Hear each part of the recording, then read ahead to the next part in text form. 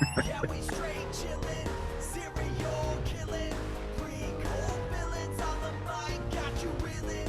5-star rated from the floor to the ceiling. If you catch a 1-star, no time for feelings.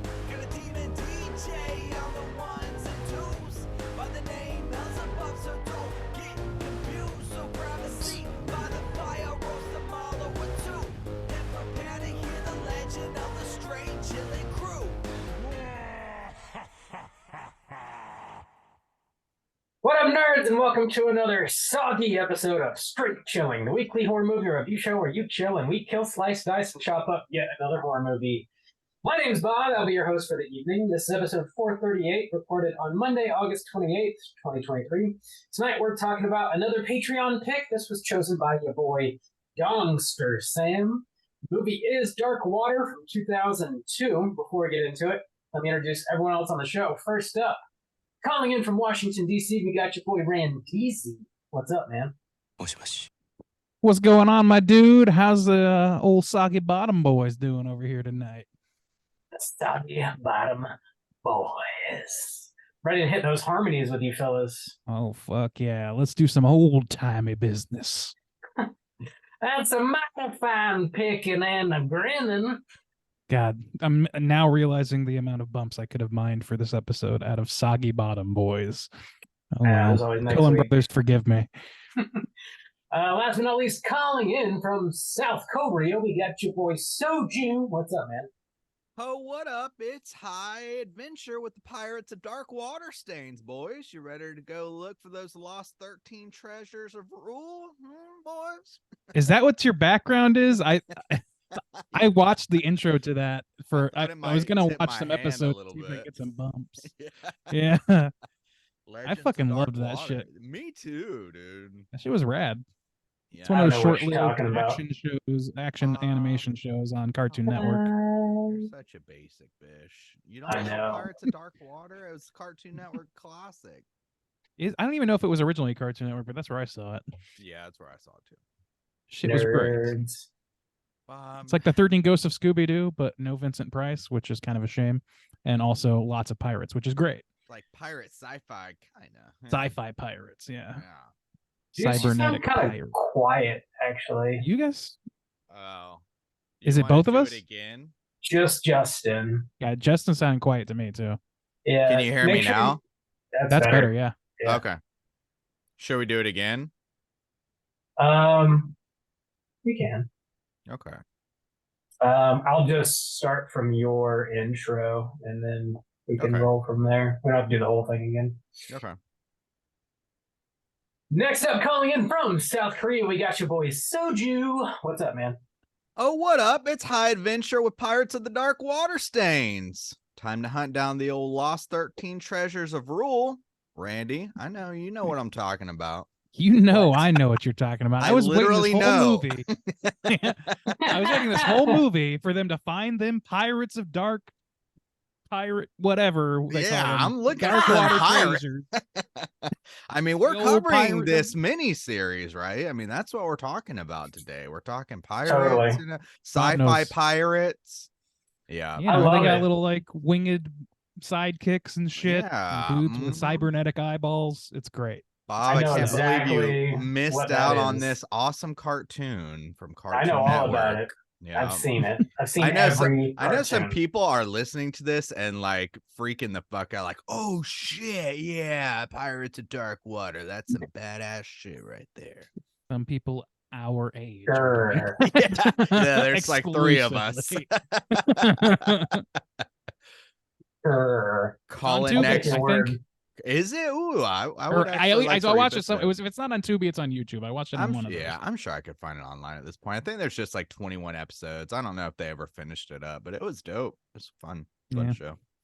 It really needed some Vincent Price, but otherwise, good Yeah. stuff. Most things do. Mhm. Speaking of other shit that's dope, we're Alright. talking about Dark Water this evening. Before we get into it, though, let's tackle some housekeeping. We got a decent amount. This is going to be our last reminder. Our September poll pick is currently posted on our Patreon website. If you support us at the $5 level or above, you get the chance to vote on a movie we're talking about this September. September is my takeover month. The theme is the cutting room floor. I chose 3 movies that are about making movies, and they are Shadow of the Vampire, Leslie Vernon, and All About Evil. Whoa, Bob, rounding it out. How those movies looking? No, how those numbers looking? How those movies in How numbers those of movies movies looking good? They look really good to me. They look good. Cool.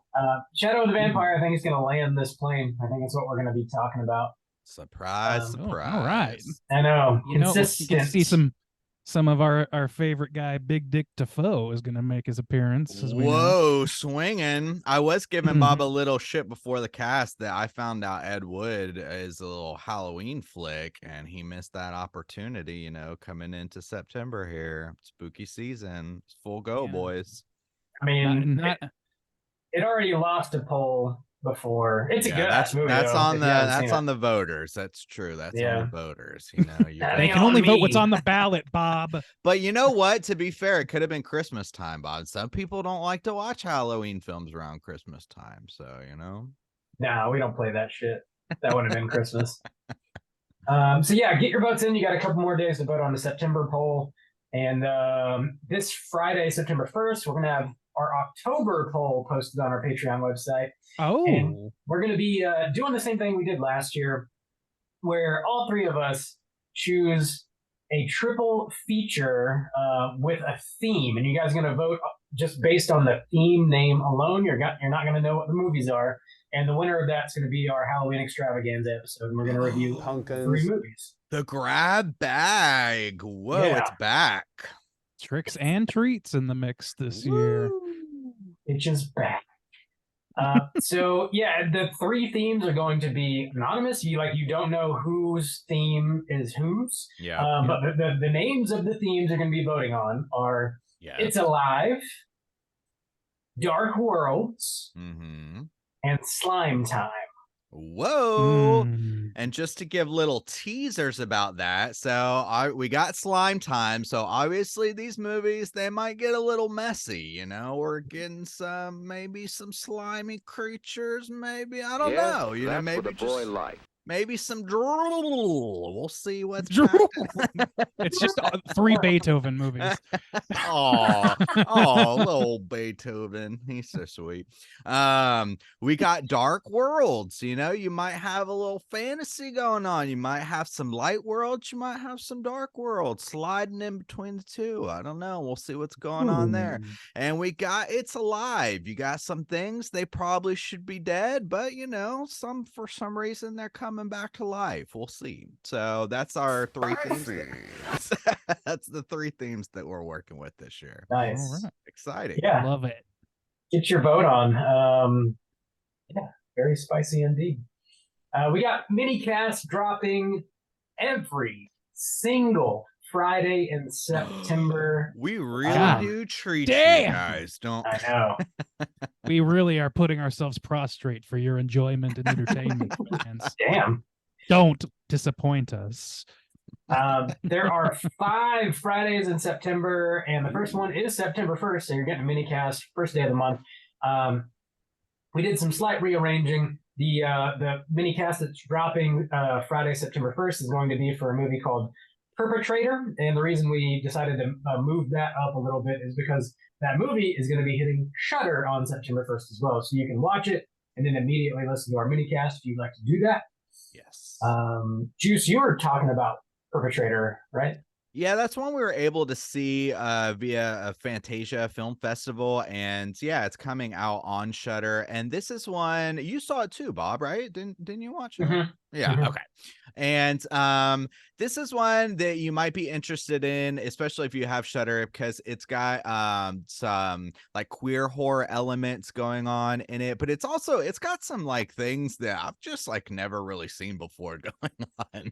It's Got a lot. It's Yeah. got a lot of unique aspects to it. It's a pretty unique film in some of the things that it's doing and dealing with. And one of the things that kind of like they were kind of selling it on or caught my attention was Alicia Silverstone is in it. Hell yeah. Which I don't know. Yeah, I don't know. Last time I saw her in a flick, but she's in it. Possessor was the last one I saw her in. It was for like Was that she one in scene. Possessor? Oh, I don't Yeah. remember that. I Okay. forgot that. Yeah. Yeah. Oh, I she's remember like in that. the opening scene, I want to say, early in the film. Oh, okay.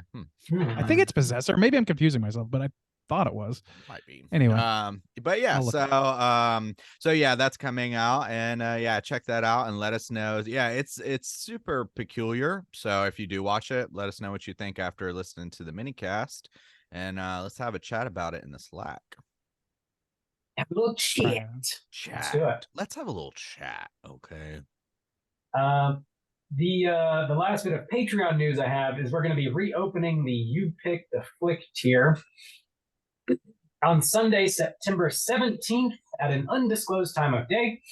This is the only way for you to outright pick a movie for us to review on the show. We open it quarterly, and there's only 5 spots per quarter. They typically go very quickly. So on Sunday, September 17th, you'll just have to check our Patreon site throughout the day. And as soon as the post is live, go ahead and grab you a spot. And yeah, good luck to everybody. The 4th quarter of the year already. Nice. Holy Hell shit. Yeah, we're rounding out, boys. Man, Yeah. this is the magic hour. Let's not kid ourselves, boys. This is like the best. We're heading into the best 4 months of the year. Am I right? Pumpkins. It's true. It is I true. mean, September, October, November, December. This is the money right here. This is what we Purely and live simply for. evil. Evil. By the way, I did look it up and I was very wrong. It was the film I was thinking of was a little movie I know we reviewed and we haven't really talked about ever since, called The Lodge that she was in. Oh, okay. I was confused. Yeah, The Lodge. Fucking A. One of our classic Christmas episodes. We'll be getting to that soon enough. Just like Prometheus. Just like yeah, it's on the list, I'm sure. It features Nah. the word Christmas and a tree. It's a Christmas film. Your boy Yeah. country ass Idris Elba's hanging ornaments on that bitch. Country bro. ass Idris. Country Idris. Dude, country ass He Idris. could have That's just spoken his regular voice. I don't know. He should have. That's, Love that's that. last Doesn't care. week. Oh man. Damn. Yeah. So that's all we got for Patreon. Do you guys have anything you need to plug? I Nothing's do not fresh. have anything. House Whoa. is clean. I know. Yeah, I think It's so. like the first time all year. I was not done. Oh, I was Okay, just- well, you are now. Asking if y'all were done. Bob, you Um, got something special coming out? Some blues, maybe? Something about blues? Something about buying some blues? No, but Oh. I am hosting a Q&A in Orlando at the Phantasm Orlando Festival, Saturday, September 16th. They're going to be having a very large panel celebrating the 35th anniversary of the Night of the Demons. Nice. And Fuck yeah. I'm going to be Now hanging out. that's a Halloween. That is a Halloween-ass Yeah. movie. Hanging out with a large portion of the cast, the director, one of the special effects artists that worked on the movie, and they are going to be screening the movie after the Q&A. So if you want to hang out and watch it, you can do that. So come chill with us Saturday, September 16th down in Orlando at Phantasm. And the Q&A is from 1 to 2. It'll be about an hour Well, long. of course, here come the demons. Here come the demon. Bob, that's a big responsibility. You excited for that? Yeah, it's going to be tight. Don't fuck it up. Don't embarrass us. I'm going to embarrass you specifically. Justin's got a little baby dick. So I'm open with that. Don't Look at this lie. picture. Look at this picture right here. Isn't it weird? Looks weird, right? I mean, you can tell truths about me, but let's not lie over here. Nay. Nay. So yeah, that's now our house is clean. All right. Oh. I already played the bump. Fuck it. Yeah, that's fine. We're gonna get into the main event. We're talking Dark Water, and we're kicking it off with the back of the box. What's on the back of the box? So, Bob, do you have this box? Did Cartoon Network put this thing out? I got it. Arrow Video partnered with Cartoon Network to put this out on Blu-ray. Oh, cool. Oh, And, wow. Like now we're just confusing people. Like, what the Yeah. fuck, Cartoon Network? Yeah. No, it's Yeah. out on Arrow Video. They put out a Coherence is really not what nice- people come to our show for, I'm pretty Nice sure. Blu-ray. So this is the original Dark Water from 2002. It's a Japanese horror film. They did a remake, an American remake in 2005, which I have not seen, but like, I'm why would you watch it? Like, it's good. yeah, I'm sure. This is rated PG-13 with a runtime of an hour and 41 minutes. This is directed by Hideo Nakata, written by Koji Suzuki and some other folks, starring a whole bunch of glorious, beautiful, wonderful people that I want to fuck their names up. Plot synopsis brought to you by the Back of the Box. This is a little bit longer than I would normally read, but it's kind of funny, so I just wanted to read it. All right. After terrifying audiences worldwide with the blockbuster J-horror classic Ring and its sequel, director Hideo Nakata returned to the genre for Dark Water. Another highly atmospheric and critically acclaimed tale of the supernatural, which took the common theme of the, quote, dead wet girl to new heights of suspense and drama. Based upon a short story by Ring author Koji Suzuki, Dark Water follows Hishimi, a single mother struggling to win sole custody of her only child, Akuko. When they move into a new home within a dilapidated and long-forgotten apartment complex, Yoshimi begins to experience startling visions and unexplainable sounds, calling her mental well-being into question and endangering not only her custody of Akuko, but perhaps their lives as well. The dead wet girl got me. I was like, Dude, I've never heard Is this described that copywriter way. on a watch list or no? Maybe. Yes. So yeah. General Mannings, had you seen this movie before, and would you recommend people check it out? Ram Deasy, kick us off. No, I had not seen this film before. First time club over here, and yeah, I think I would generally recommend, especially if you were into J horror stuff like The Ring, like Pulse, like all these movies that kind of came in the wake of The Ring. Really, it's definitely fits nicely into that subcategory. If that's something you're interested in, go for it. It's sort of a slow and methodical movie. So if you're looking for something higher, faster paced, maybe this isn't the one. But yeah, I think I would recommend it generally. Sure. I didn't realize it was PG-13. It makes sense. Yeah. But maybe that makes it kind of poised for good like family horror time. Kids of a certain age. Yeah. F horror, fam horror. Juice, Mhm. what about you? Yeah, I had seen this, I think just once before, a few years ago. I think it was around when I was doing like a lot of the top 5 videos. I was going through just like a lot of like classic Japanese films that I had never seen before, like ones that are big on the list. And that's the first time I watched it and enjoyed it. And yeah, I didn't really put the piece together either that it's PG-13, but this is, now that we're kind of 20 years removed, this is kind of a personal preference, but these types of movies have this kind of like aesthetic and feel to them that I now can kind of see the datedness or feel the kind of datedness, and it has its own kind of world in a similar way to like I would assume people feeling about like the 80s films or the late 70s films, like being like growing up in like the 90s or something like that. So it's even though, you know, they are dated, I, for some reason, enjoy that kind of aesthetic, especially like the really kind of stripped down versions of them, which this is. So yeah, I mean, this one, it's not very bombastic. It's not huge. There's not like a lot of crazy effects going on, but I think it's a fun little ghost tale. That has that early 2000s vibe like through and through, like to the core. So yeah, I would recommend people check this out with the kind of notion that yeah, it's like it's not the scare. I don't think like it's going to be the scariest thing for a lot of people, but I definitely think it's worth a watch. Yeah. Yeah, I agree with that.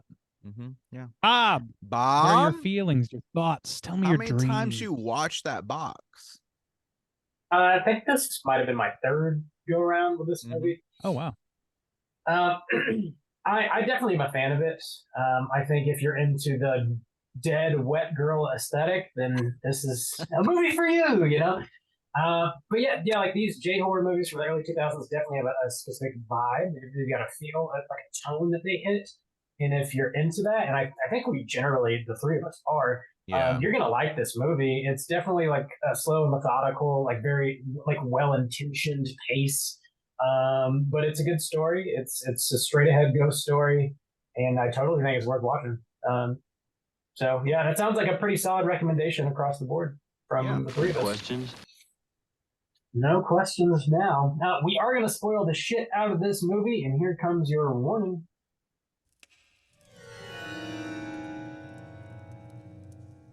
Spoiler warning.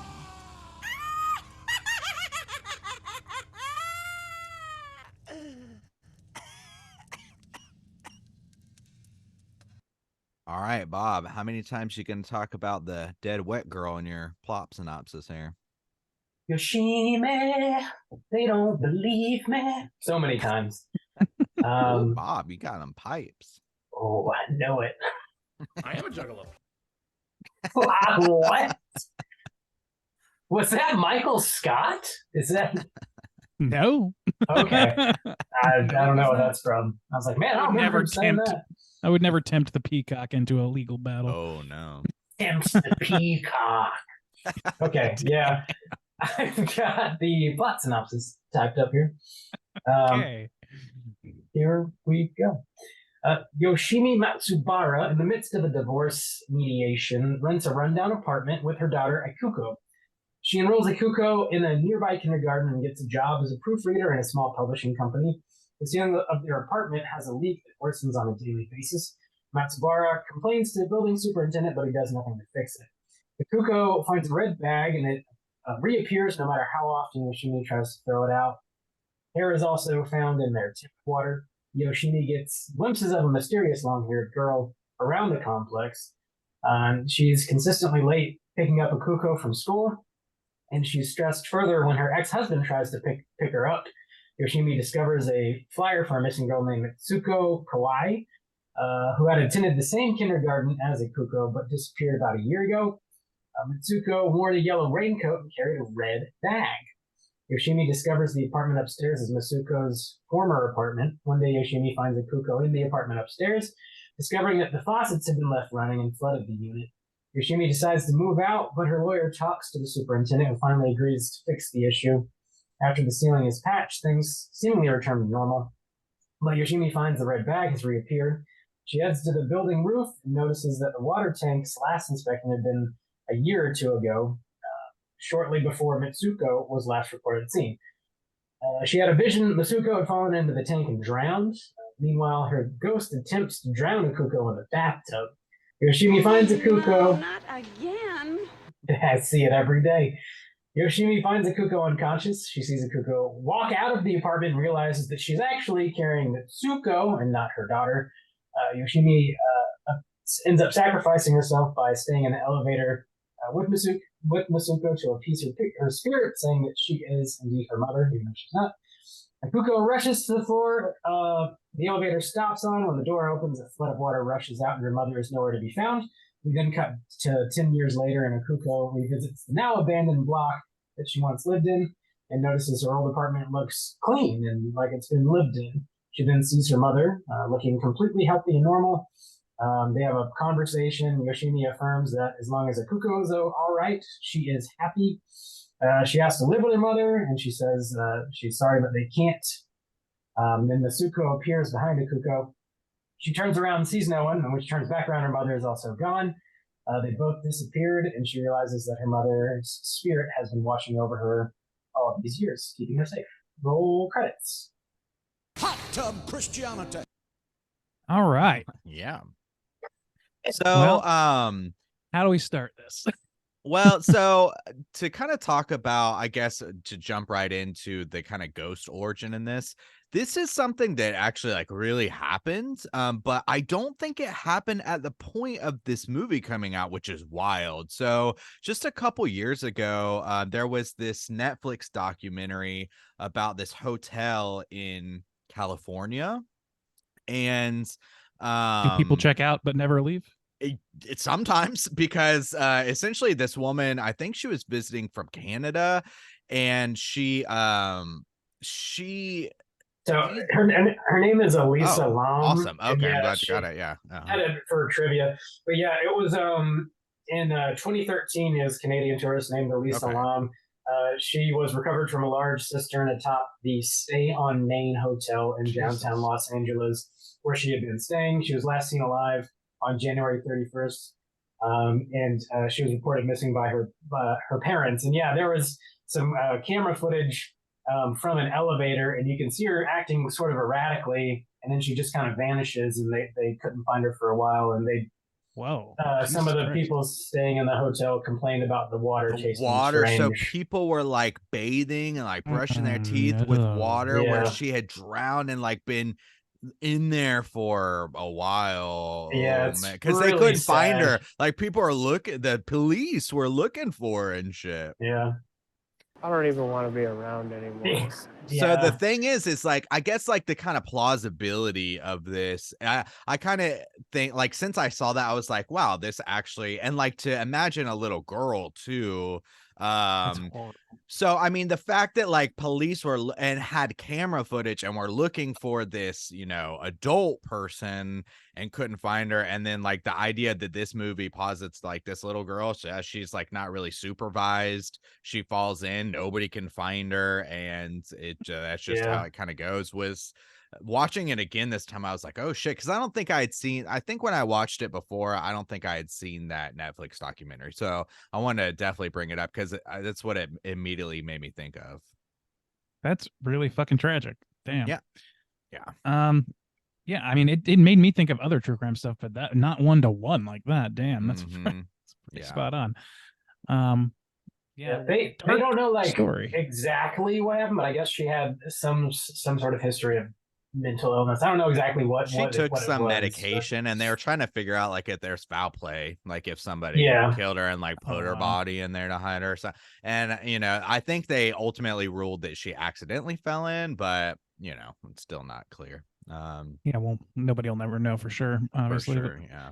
But anyway, so like to kind of go to this is like it's kind of interesting because the villain, and they tie it in, is sympathetic in a way, which is kind of something that Ring does in a way where it's a child and we have the kind of the similar Misunderstood water kid. aspect, but I think this one is stronger in the aspects of the tragedy that's surrounding this, and ultimately the thing that kind of resonated, well, I'll talk about later, the ending like really resonated with me, like the ending scene that was separate, but the mom kind of like choosing to kind of protect her daughter in the way of also like taking on this ghost is a pretty different spin, I think, on a ghost tale.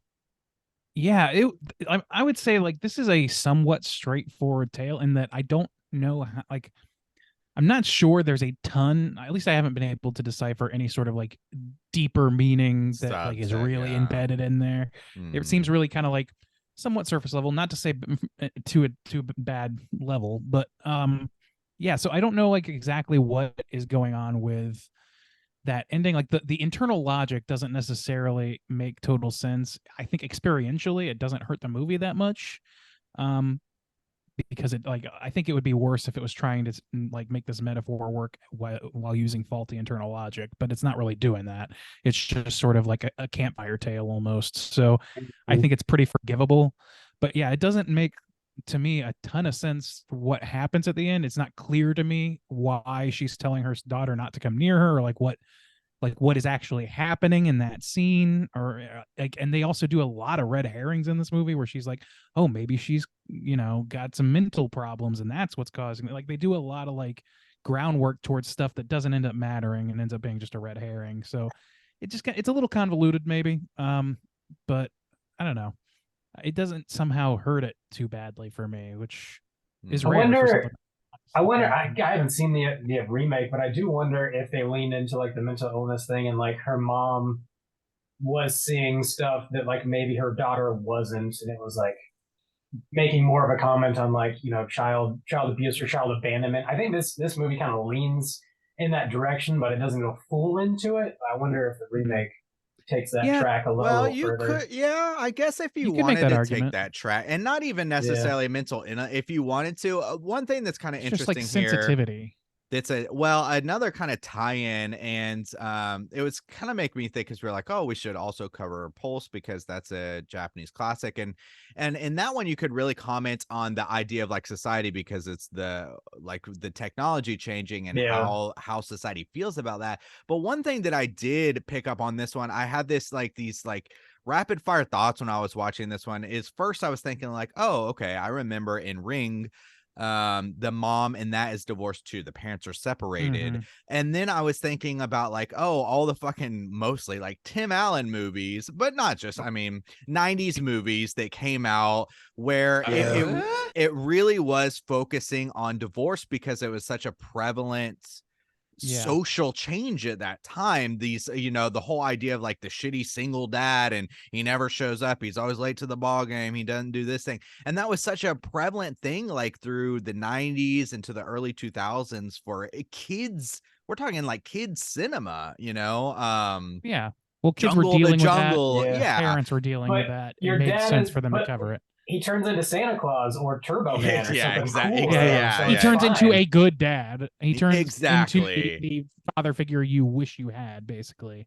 But Is that what but in this one, I was almost wondering with the message that it kind of like, not message, but I'm almost wondering if it's this kind of thing of like, we see the mom struggling to take care of the kid, and one of the things like in the origin of the ghost is kind of like that lack of supervision, that lack of being able Yeah. to properly kind of care for someone, that ultimately leads to her death and like resonates throughout everything else. And so with the mom almost being like, no, don't come near me, like don't do that, I was almost wondering if it's that kind of aspect of like letting go to ensure that she kind of grows up as best as possible, if Mhm. that makes sense, because So she's she's like like drowning in her own delusions, or well, potentially, or maybe like, she's just drowning like in life, she's trying to Right, get this no, job. She's like takes the first kind of job that she can get, and even the guy is like,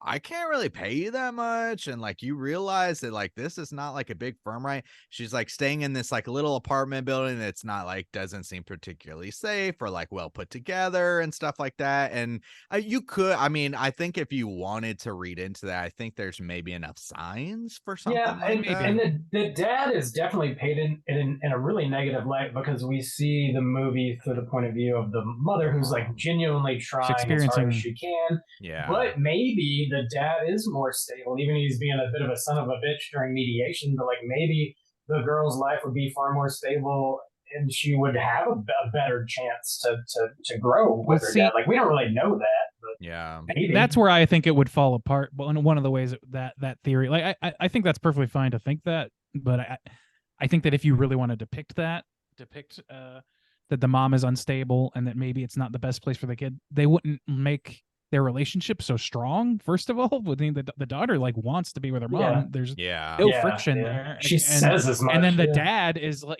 they literally say it outright, and then they Yeah. don't really show the dad doing anything except picking up his daughter from school where she had failed to do so. The only other experience we have is through his lawyers, and we are told by her that he's never paid any interest in being a dad before now. It's all of a sudden, Yeah. but we don't know that. Mm. Like if you want to really sell that home to me, you show scenes of the dad maybe not being as bad as we're told initially. You know what I Yeah. mean? Something like that. The mom does have a bit of a meltdown, and she blames him for like planting the red purse and full on like attacks his ass during mediation, which is like Yeah. not healthy and not okay. And like obviously she's just searching for an explanation of what's happening because it's supernatural. But like Mhm. Well, it's that's impacting not her and her really daughter. chill. Yeah, for That's sure. like being a mom. So like, Well, I do think the one scene is good, and they probably, if they want to drive that home, probably could have added in at least one more. But I do think that it was impactful of the scene where she's clearly like losing track of herself and time in a Mhm. way, but also like she's not quite there, with the dad picking her up, because he's there, he's got her by the hand, and he even says, he expresses worry too. He's saying like, I'm doing this for the daughter. And so we do get a little glimpse that he comes off as cold, especially like in the divorce towards her.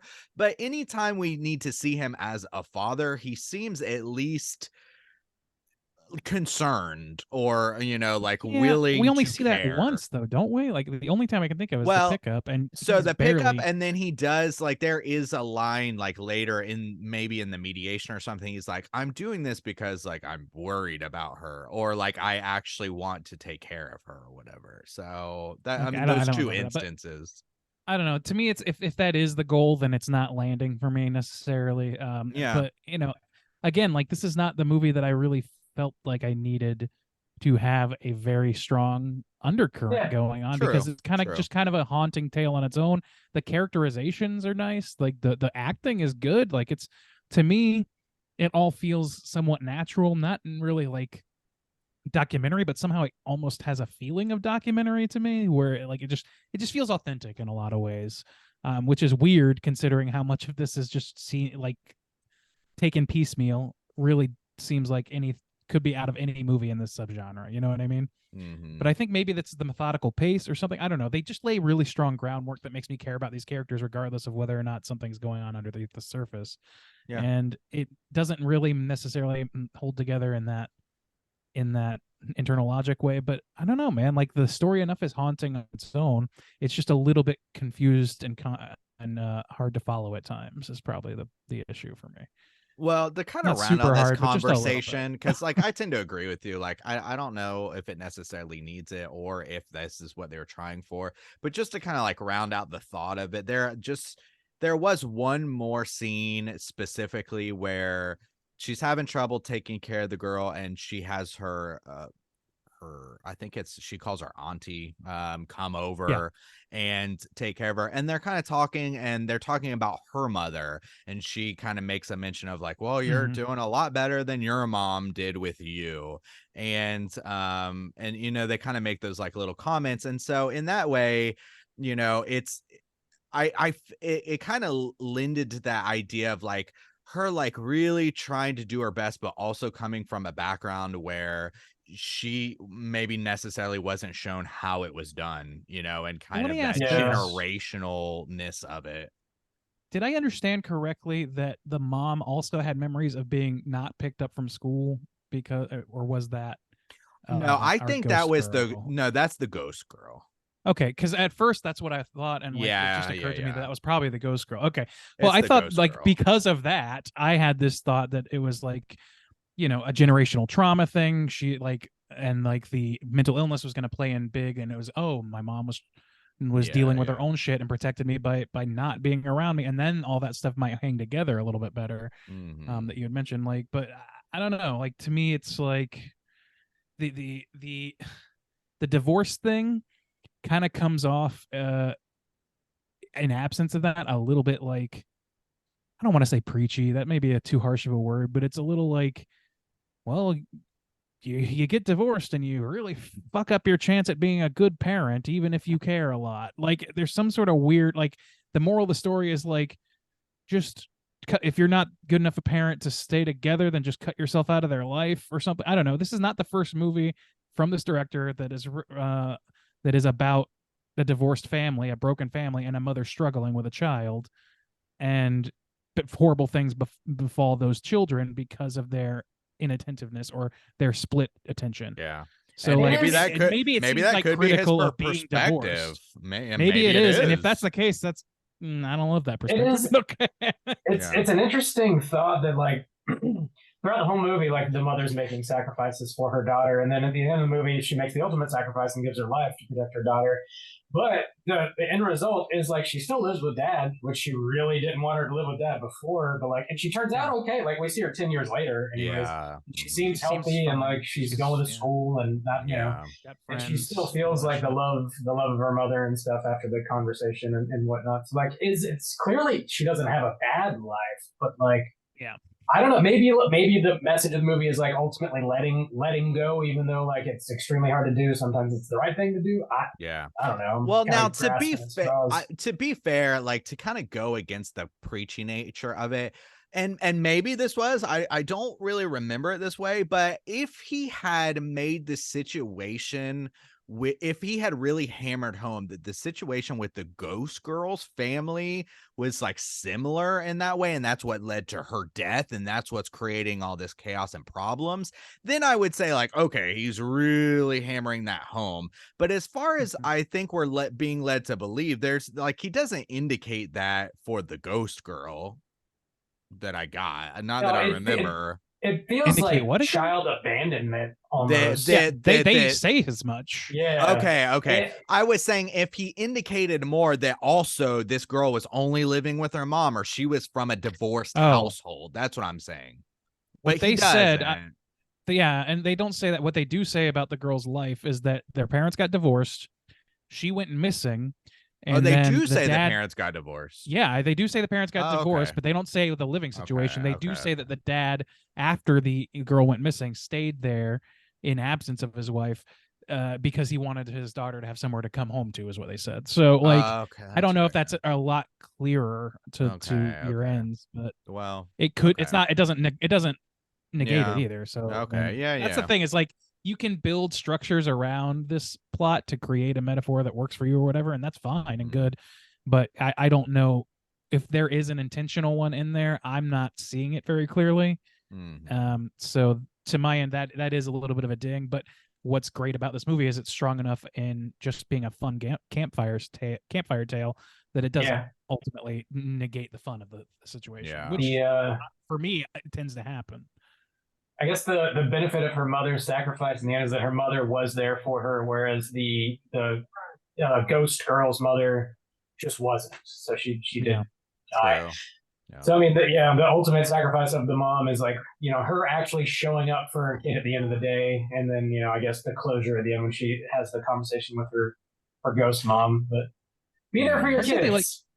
Yeah, I'll say that they like the actual scariness of this is pretty low. It's like it's very like intentionally paced and stuff, but like people don't seem to react fully appropriately to some of the stuff that's going on, it seems like, or like I don't know, it doesn't seem like people she's as scared as she ought to be in some cases, and then in other cases it's like you don't see as much as audience member to really feel super terrified. There's only a couple scenes where we actually see the ghost girl, like 3 or 4, and only like a couple where they interact directly with any of the characters besides just being in the background or something.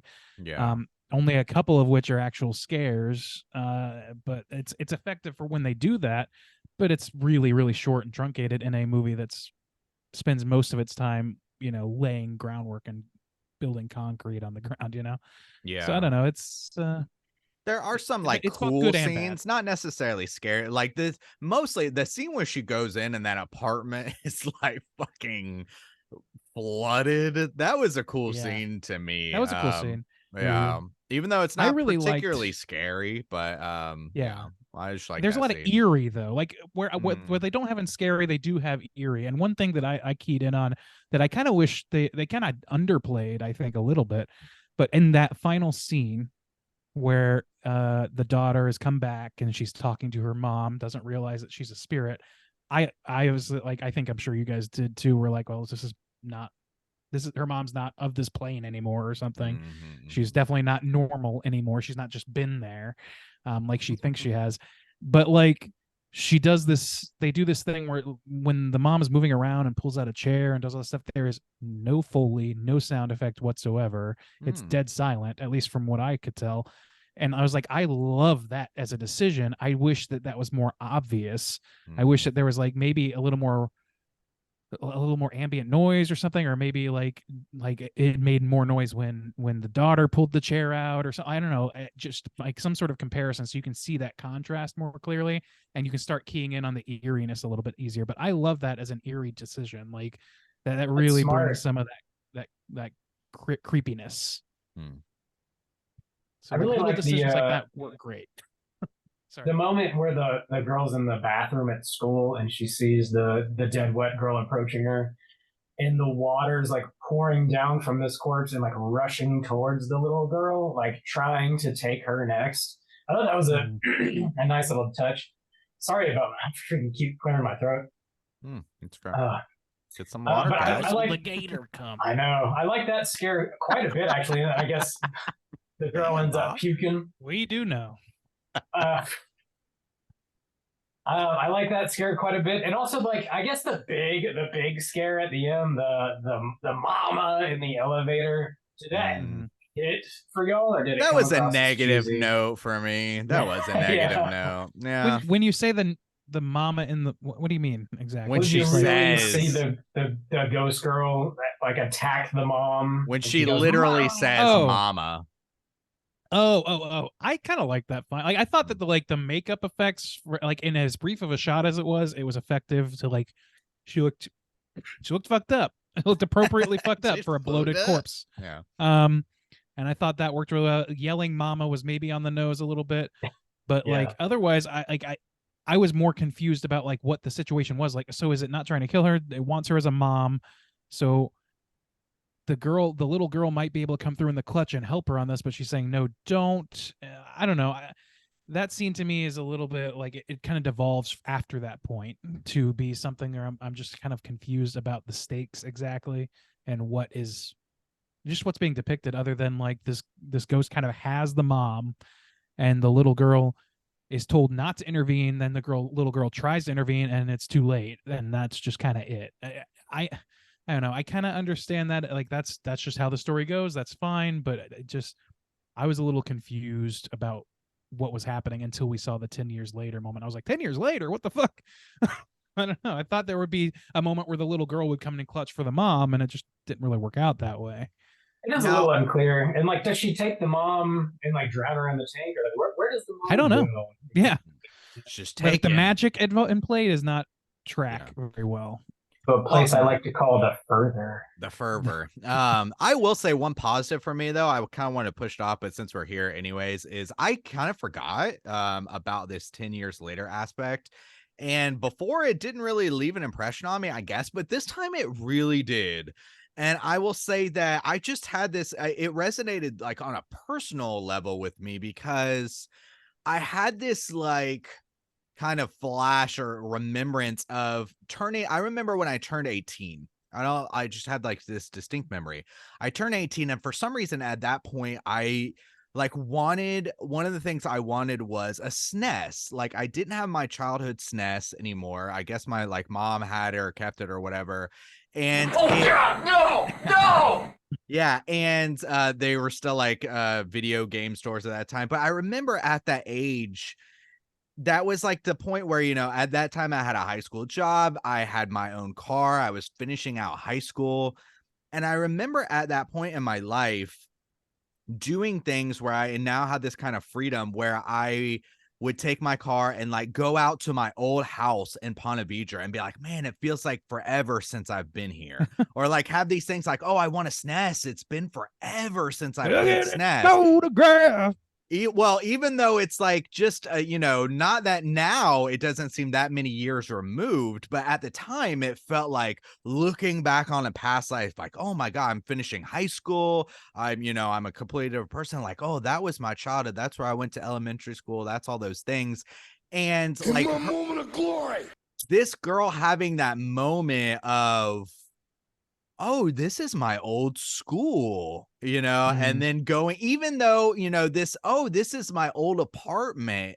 Even though it wasn't anything special, it literally was a mom just trying to find the first place just so she could hold on to her daughter. But she has these like basic flatline memories of her mom there. And then that's how she lives. And that was just, I don't know, that felt like really powerful to me, like this memory of my mom and her same clothes, and the school looks exactly the same, but now I'm older and like I can find my way to this apartment where I only spent like maybe a couple months of my life, but it's like stuck with me because I was so young. I don't know, that was kind of powerful to me. I could What'd see y'all that. think? Yeah.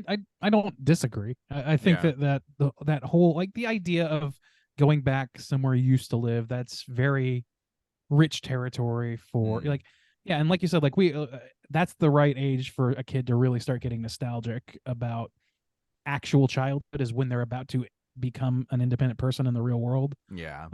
So yeah, that all tracks, I think. I thought it was interesting how she mentions she doesn't really remember that time with her mother very well. Like it kind of left her.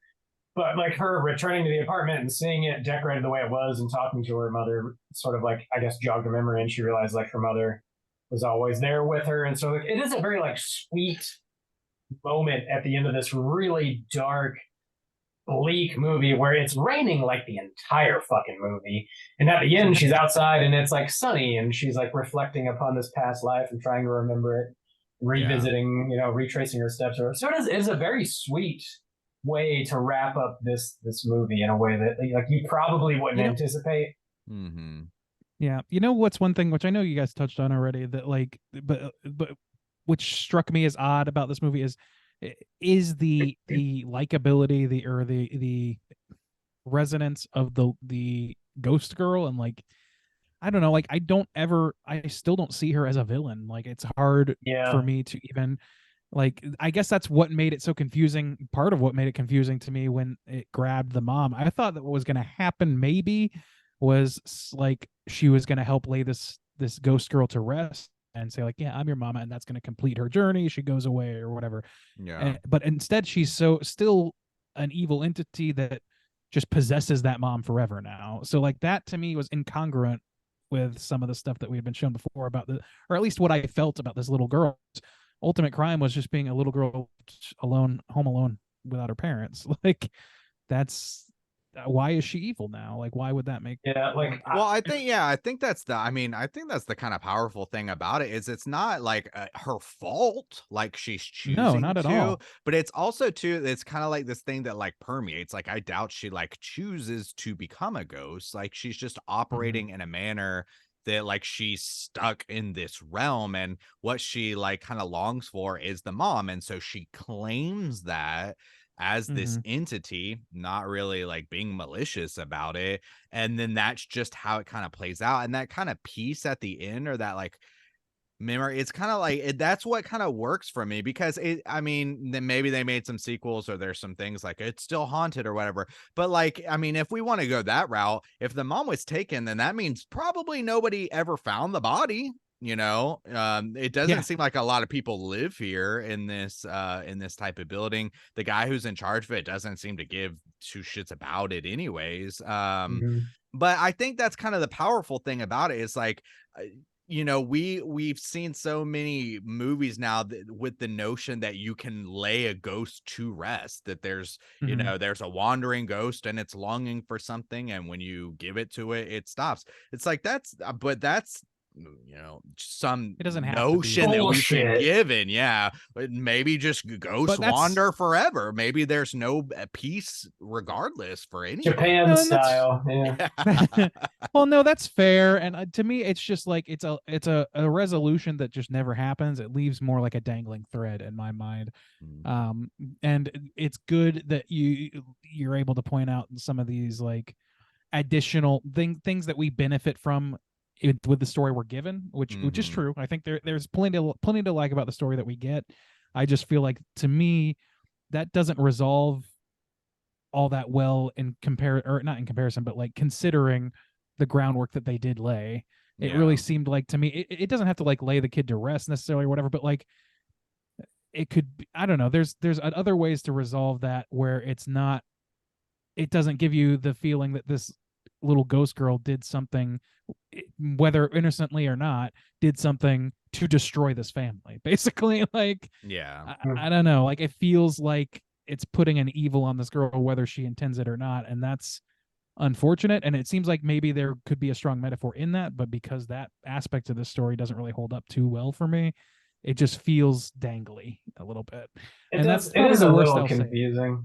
It is a little confusing. I mean, I guess you could go as far to say that, like, this sort of it is generational, I guess, even though it's not the same family. Like the abandonment of this one kid sort of like leached onto this other family and made this other girl feel abandoned by her mother. She doesn't know what happened to her. But I did first time watching this, I thought like once the girl was found, she would have closure. But she just wants a mom permanently in the afterlife, I guess. And I did like the scene where like the mom has the vision and she sees sort of like down into the big water tank and the purse is floating. And it's like really striking. She climbs up there and looks at the log and it hadn't been checked in years. I loved all of that, but it really lost me. Like, what? It's just kind of a cheesy, maybe a thing of the time, but like where you see the little girl's like fist like punch through the tank. I was Oh like, yeah, I she forgot must be like about a that. superhero now. That Like, was, what is yeah, happening? yeah.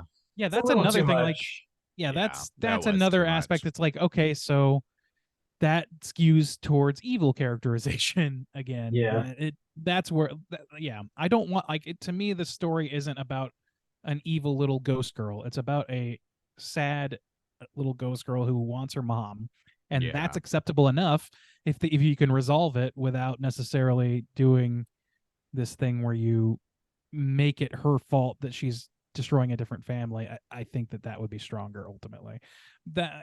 That's the biggest complaint I probably have with this movie now that I've keyed in on it. You got clocked by Randu. Oh fuck yeah. Fuck yeah. I'm living in a nightmare. Mhm. I wanted to touch on real quick just like the general aesthetics of this movie, and also just like sort of J horror from this era. I think we mentioned it, on Ring, but it does have like a very simple yet beautiful look to it. That even though it's a ghost story and there's a lot of supernatural stuff happening, it makes it feel a little more grounded and believable because of the way it's filmed. Yeah. It's like really Mhm. like elegant almost, even though it's like a muted palette. It has this just like really painterly feel sometimes. I really dig that style a lot. But yeah, I don't. It does feel kind of dated in that way, but not in a negative manner. I think See, it's I don't pretty quite positive. fall into line with either of your descriptions of this entirely because Yeah. like to me it doesn't feel super of its time necessarily. Really? It seems I didn't really key in on it for the time period it was, except when they pulled out a cell phone or whatever. That just didn't really I just didn't occur to me really.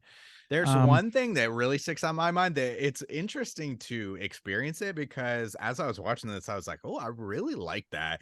That it puts it completely in its time period and stuff, but it's that like sound effect. I don't know how to describe it. It's that kind of like ring sound effect, almost like a creepy sharp chime is the best way I can describe it. You all know what I'm Yeah. talking about? Yeah, I got you. Yeah, it's like I'm pretty sure it's this one. yeah, one? that's the one. Nailed Yep. it. Nailed it. But that reminds me so much of that period time, specifically Asian horror. Because one thing that if you are digging on this aesthetic and the feel of this, one thing that was cool too is it really was reminding me of we just watched Whispering Corridors, which is a Korean film, which is also known as a classic here, which came out in 1998. And it's like very similar kind of feels, just not in its story, like the story is completely different and stuff like that, but just like aesthetically and like the sound beats and the type of tension that they play with was very similar. And I was like, I really just dig on this. I don't it is dated. I recognize the datedness of it and be like, this isn't particularly scary, but there's just something about it that works really well for me. You know what was a little dated for me was when they did bring in like a pretty strong score, like a sort of like leading score or whatever. Like when the kid and the mom are walking somewhere and it has like this kind of sweeping. That seems very kind of its time. But the thing is, this movie is silent a lot of the time. That's where a lot of its eeriness comes from. It does an excellent job of balancing those things, in my opinion. So yeah, there's that. Maybe more of that sweeping soundtrack would have gotten me where you guys are. But I will say, like, it does kind of have visually, like when we talk about it, it does visually kind of seem like it fits in this subgenre like very, very well. And unfortunately, the thing about that subgenre that is a little bit of a drag is that it's kind of got this sort of muted blue palette throughout the whole movie, to varying degrees. With the exception of the bright red bag and things like that, most everything in this movie is fairly drab and skewed a little blue. And as we all know from the past fucking 20 years of filmmaking, the color coding or whatever to skewing towards like blue and everything like horror or actiony or whatever, like there's a lot of fucking like overly done blue stuff, especially in things like The Ring, the American Ring remake and shit like that. Like Dude, that it shit got is way teal. overplayed. Yeah, it got way. See, in this one, honestly, I was And getting it's more much of better, but I was getting more, and maybe it's a mix. Maybe it's like the double kind of like, because I was getting it reminded me of Cure a little bit of that kind of just like brown note, honestly, or not like Same, yeah. tan, you like took a shit in the middle of this? like tan, like almost like your background, the color of that background, the kind of Once I pooped in my tan pants in school, and I just left it in all day. You all gotta leave it day. in. You gotta leave it in. Oh, don't get us on a tangent of shit. Why not? But anyways, that's the kind of note I was getting, was that kind of color of It's like your definitely background right now. less overblown. It's not like it's not an egregious step they took. Yeah. If there is color grading going on, it is way more demure, way more drawn back than anything like I'm describing. But it's still like if it affected the way I saw this in any way, the color grading, Yeah. it was probably towards the effect of like, this looks a little like, expected. You know what Yeah. I mean? Yeah. For this kind of movie. Sure. And so it didn't really leave me thinking how beautiful it was. It left me thinking like, yeah, this is about right.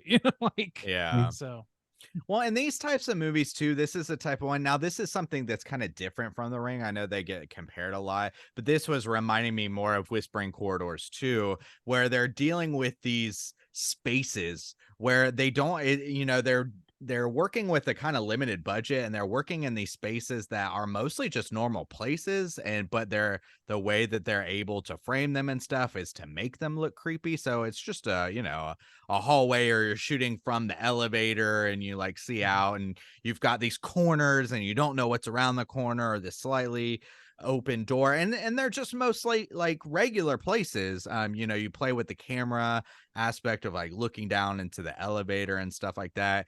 And I don't know, I think that's a little bit like of its time to a playing of shooting in these kind of like regular ass spaces, and then like doing your best to like make them creepy and unsettling. And that kind of like works for me too. It's like kind of scrappy a little bit, it's like, oh, we got this kind of old building, let's just go shoot there. and it makes sense with the subject matter. Like, this is a movie Yeah. called Dark Water about like, like everything about this movie like About lends pirates. itself well. Yeah, it's about pirates and cybernetic treasures. No, I don't know. Like it suits this genre, and that's why it was so copied after the fact, and why it became sort of a like passe sort of thing. Sure. And eventually it kind of infiltrated all kinds of fucking genres and stuff. So I don't know, like it's not this movie's fault, but if that's just how I kind of react to it. And but like the good thing about that, I guess, is that what you're describing, like what they're shooting and how they're shooting, it's very modest, and they're using a lot of different, they're using like a lot of framing devices and things like that that like make the world feel, or make this building feel like a place. There's a lot of good placemaking going on, and I think that is what made it feel sort of documentary to me. Also, I think that helped lend the credibility to the relationships on screen. So yeah, it's for good and for bad, I think, ultimately. Any other major things you guys want to touch on before we rate this? That lawyer just kind of popped in and out, didn't he? He was fucking there, and then he Yeah. just fucking wasn't. I don't know. Anyway, Yeah. I just wanted to call out, like, seemed like an odd alleyway that they traveled for no good reason. Yeah. Okay, let's go and rate it out of 5. Juice, why don't you kick us off? How do you feel about Dark Water?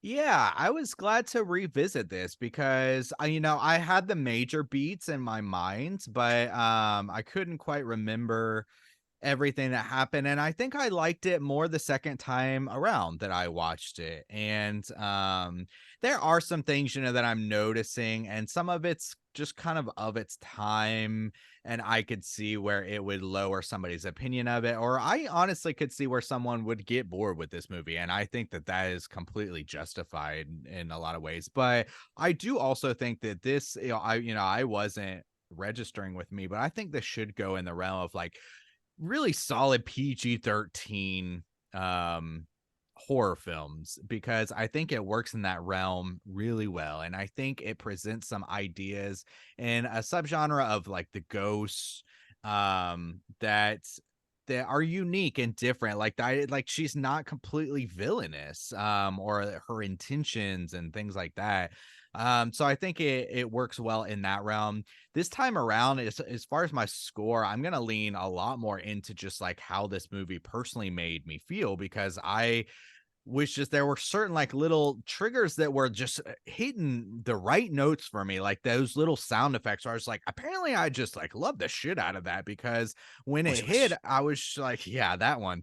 I was just really digging it, and the look, the aesthetics of like, and the stripped down kind of nature of like, let's just shoot in this old ass building, and there's nothing necessarily inherently creepy about it. They just build that out, and there's something fun to me about that. And then too, I will really say it was so weird of like that, really, that's going to be the positive note that's going to kind of drive my score up a little higher than I think I would naturally want to give it, is that ending scene. Just something about that just hit personally with me. I was just like back to being 18. Like, for some reason, I just felt it hard this time. I don't even remember feeling anything at all the first time I watched it. So this time around, I You was guys remember feelings? feelings. Yeah, you guys remember when we had those when we were younger? Uh, I feel emotions every day. No. So yeah. So yeah, I just, a lot of this is going to be like personal preference for me, I think, but I do think that I recognize, like, I see why it stands out as a classic, Japanese horror. I do think some of the things they're playing with have gotten like played out a lot, and that's why that could take people out of it too. But for its time, I think it was probably pretty effective. Today, I'm going to give this one a 4 out of 5. Big old doinks. Yeah, 4 out of 5. All right. Bob, out of 5, what you gonna give Pirates of Dark Water? My favorite J horror film of all time. Yeah, I like this one quite a bit. I think I just, in general, really enjoy like Japanese horror films from this time. They really leaned into the ghost stories. They're sort of simple. They're beautiful. They're very stylized. I love how they treat the ghosts. It's not just like a spooky specter. It's like, usually there's a lot of story behind them, and similar to the way like Del Toro makes ghost stories, it's like you're sort of endeared to them and not like terrified they're going to possess you or murder you in your sleep or whatever necessarily. I love the aesthetic of this.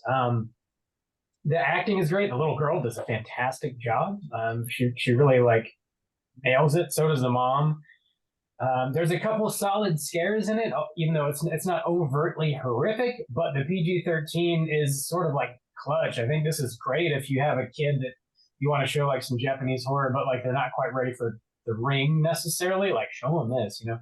Very similar, but a little more easy to stomach. I don't know if I have too much more to add. I like it. It's good shit. I'm gonna give it a 3.5 out of 5. Randeezy, how do you feel? Oh, so good. Yeah, I like this movie quite a lot. I think I talked about what I didn't like about it quite a lot. I talked about a lot what I did like. I feel like the story whiffs a couple of times on the internal logic and on the metaphorical side of things. I'm not sure that it makes the most hay that it could make. It doesn't necessarily sell any one particular narrative of what's going on under the hood to me. But I think that it's like believable enough. The acting is good. The writing is good. It's insular enough and paced well enough to where it feels organic, and it feels like something that it feels like the relationships have some reality to them, which isn't always the case with these kind of movies. I don't think that The Ring did as well at that. So in that way, I really, really like it. I liked the way the audio, both the music and the sound effects worked throughout the movie. For the most part, that shit was all locked in really, really tightly. I liked that. I liked what Justin and Rob, what the three of us were able to extrapolate from it as far as like metaphorical stuff goes. I just think that it's kind of flawed, and it's definitely of that subgenre. I think it got in there at the perfect time where it wasn't passé to make this kind of movie yet. So it gets any of the cliche that you might think of for this, for the most part, gets a pass for being kind of one of the first to bite the apple, So I'm a little bit of two minds about it, but ultimately I had a good time watching it, and I think that it brings something strong to the table that isn't necessarily jump out spooky boogans trying to scare you. Spooky There's a couple boogans. spooky boogans. I give this a 3.5 as well. I think I think it's worth your time. I don't know that it's going to the top of any of my personal lists, but yeah, I like it. I like it a good deal. Cool. With Randy's 3.5, that's going to put our aggregate at a 3.7. Per usual, whenever you guys pick a flick for us to review, we invite you guys to send over a voicemail or an email with your thoughts and your own rating for the movie. And your boy Dongster Sam did send over an email. Do you have that pulled up?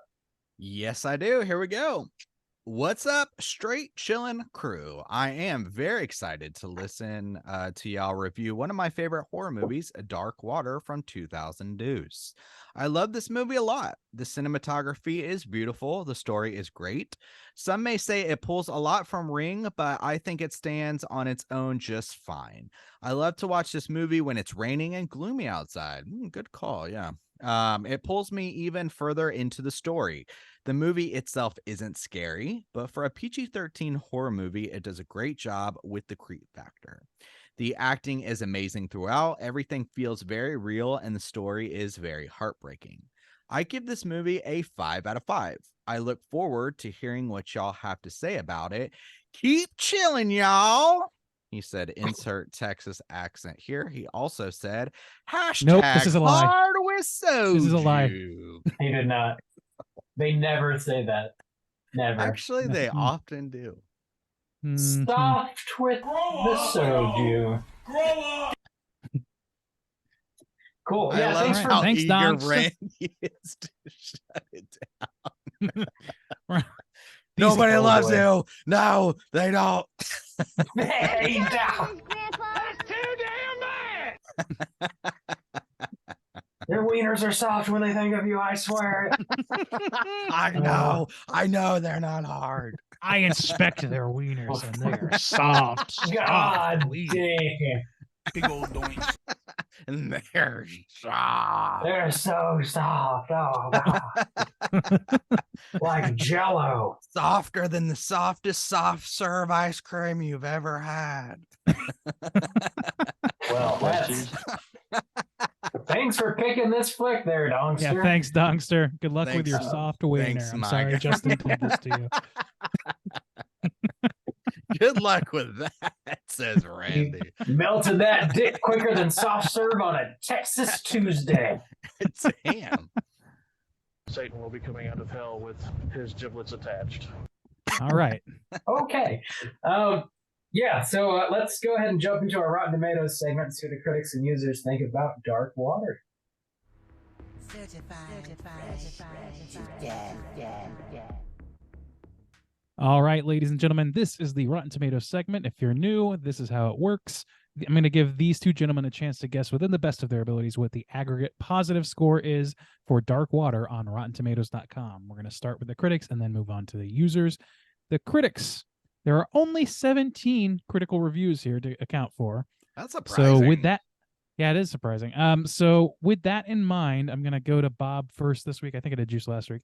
So Bob, what do you think the aggregate positive score is for those 17 reviews? What percentage? I think it's going to be pretty high. That's a super low number, though. I'll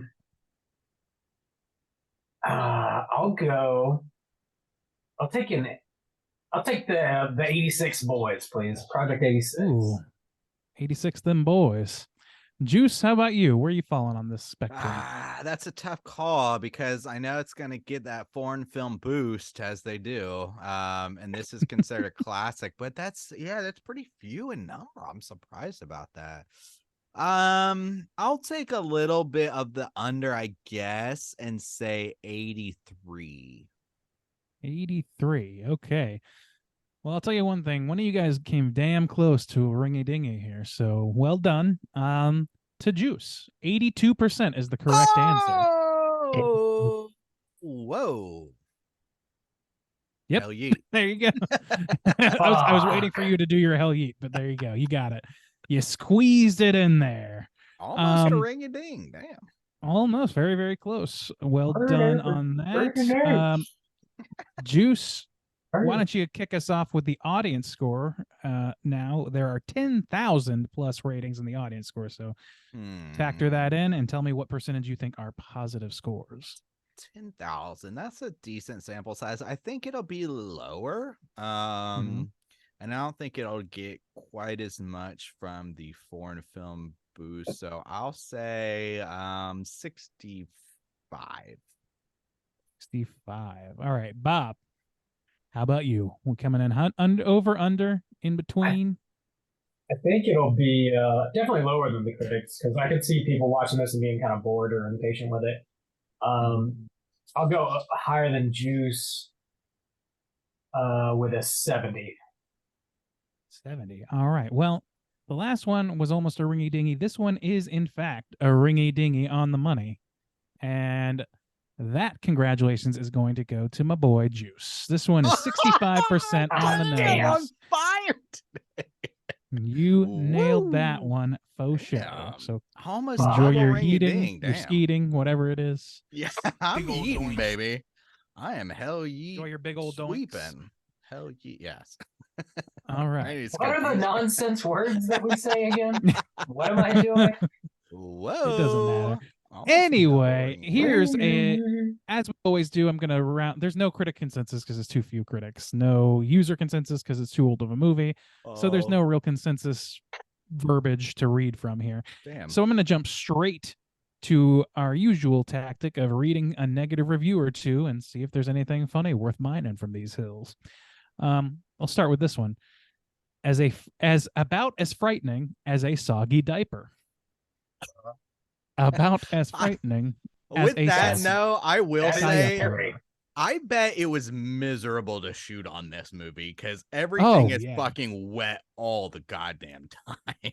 Yeah, it definitely doesn't seem Like, fun to even film. we didn't talk about all the water fucking pouring out of that elevator. Like, Jesus Christ. Dude, something about having a leak over the bed really viscerally upsets my gut. I'm like, I hate this. I have slept in a puddle before. It's happened. Damn. I like there was a music festival I went to and it started raining and I went to bed in my tent and my fucking zipper broke and I slept in a goddamn puddle all night long. It was That's miserable. terrible. That's So, terrible. like just looking at that, like, and that wasn't even a bed. So like just looking at that bed when the daughter disappears and she falls asleep and wakes up in a puddle, Yeah. that shit, the whole movie, I was like, please don't I hope that doesn't drip on the bed. That would be the fucking worst. And it just fucking does. It just drenches the goddamn bed. Please don't drip on the bed. Please, Soggy God, mattress. no! Oh no, not again. All right. And then let's read one more negative review. There's only 3, so here's one more. This one goes, hold on, I want Juice to hear this. All right, here's the last of our negative reviews. A horror movie that sits there and drags and seems very full of itself and is based on the premise that puddles are scary. They're not. That's a 1 out of 4 score. Too much water. I Brr. can't believe You think this movie tries to make me scared. scary? You're a bitch. It's a puddle. I have fucking vitriolic shit. Yeah, so that's pretty much our Rotten Tomatoes segment. Let's round it on out. Bob, what you got for us on the trivia world? There's really not hardly any trivia for this, honestly. Oh boy.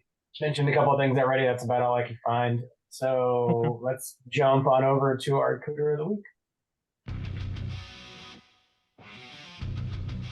Straight chillin'.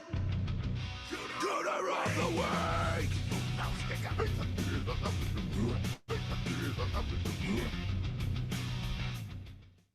Juice, what's a Cooter and why do we hunt them?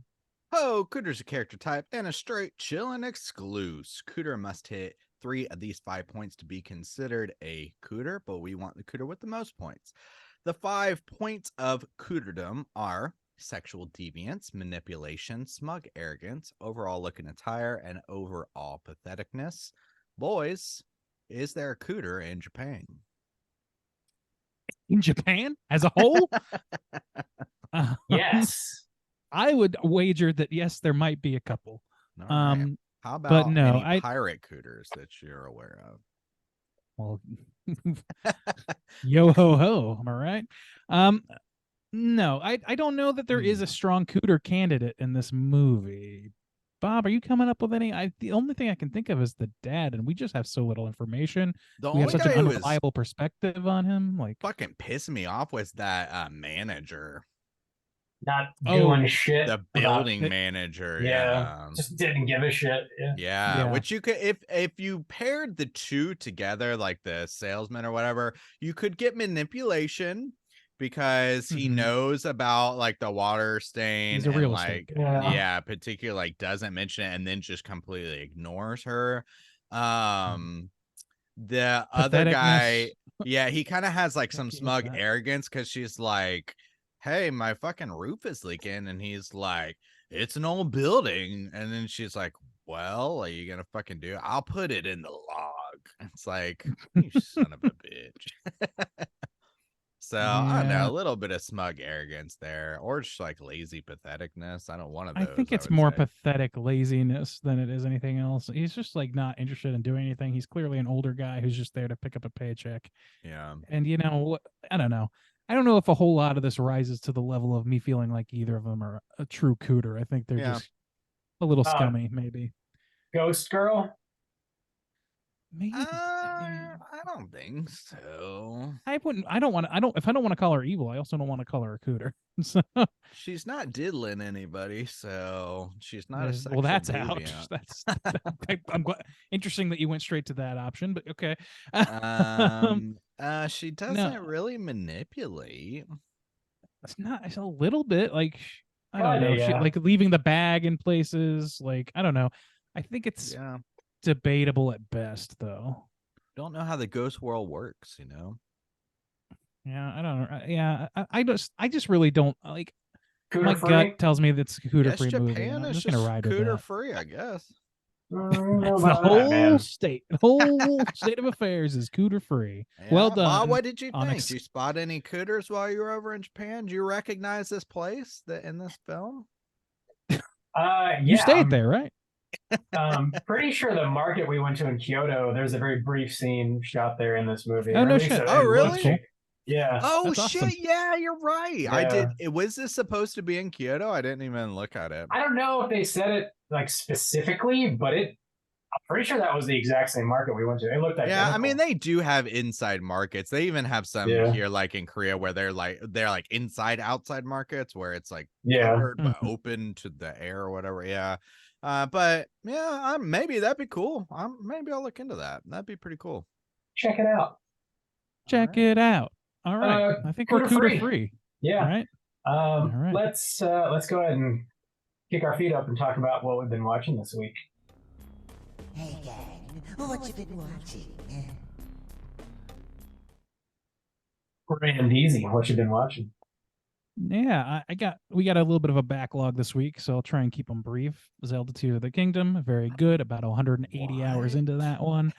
I watched the new Teenage Mutant Ninja Turtles movie, and I like that movie quite a lot. I think most people that I've talked to that have seen it feel the same way.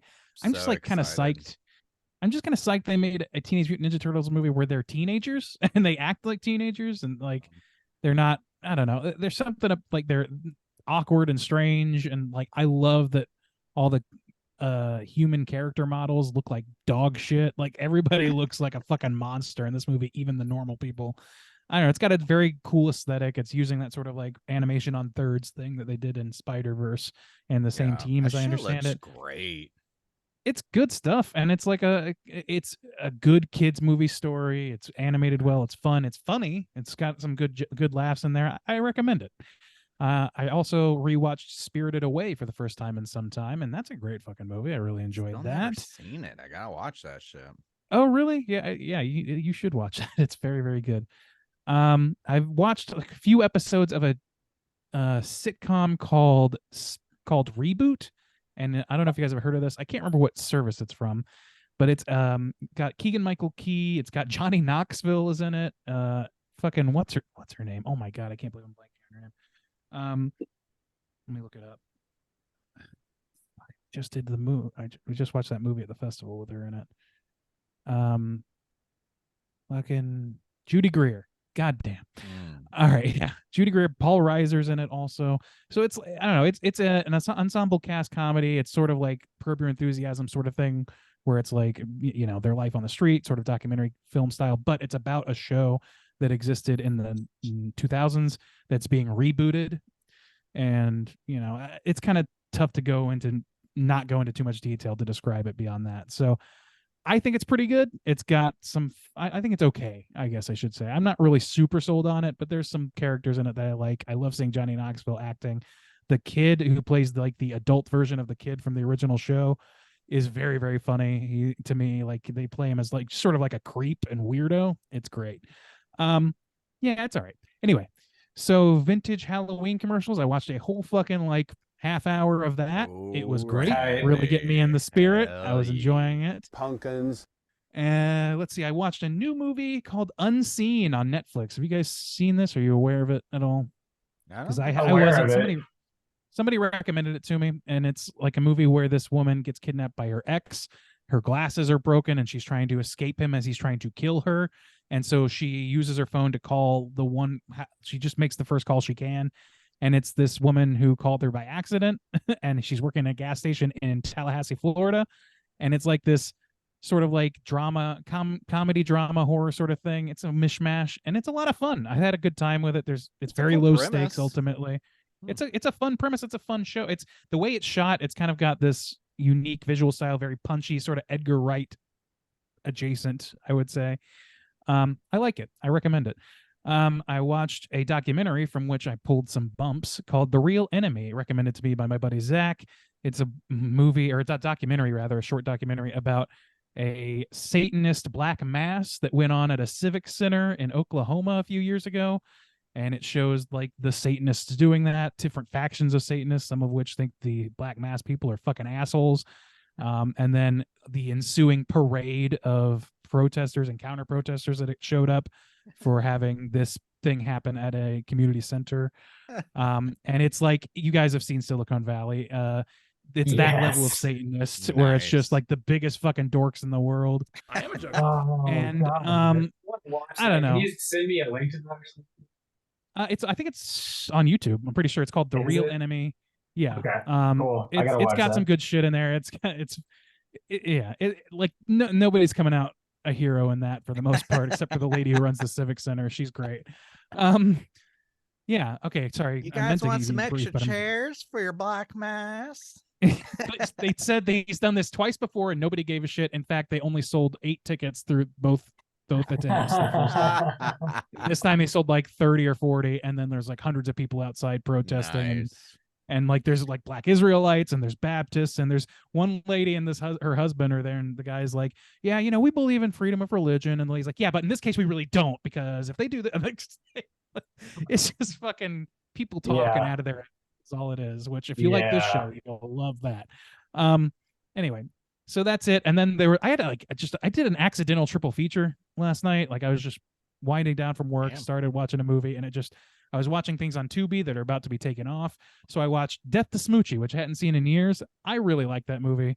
It's essentially a fanfic of if Paul Rubens was actually like a really shitty guy and got like arrested and then was replaced by a Barney stand-in, or by Barney, but who's like this like sweet fucking like I don't know how to describe him. Just like a completely sincere dude who just wants to help people, and he gets embroiled in this like film noir sort of thing where the original guy, the Pee-wee stand-in, is played by Robin Williams, and he's fucking fantastic, of course.